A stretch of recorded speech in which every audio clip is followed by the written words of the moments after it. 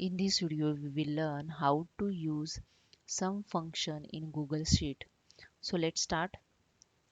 This is my data. I want to sum of these total marks. This is equal to write the sum and just click on the tab. You get the total amount here. It means sum of the all marks. When you press tab to, you can see here this range of selected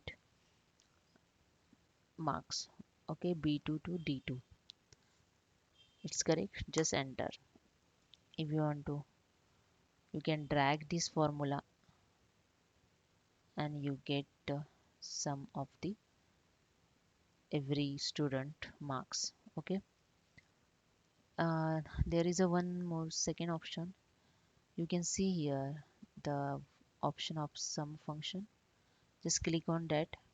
You get first function sum.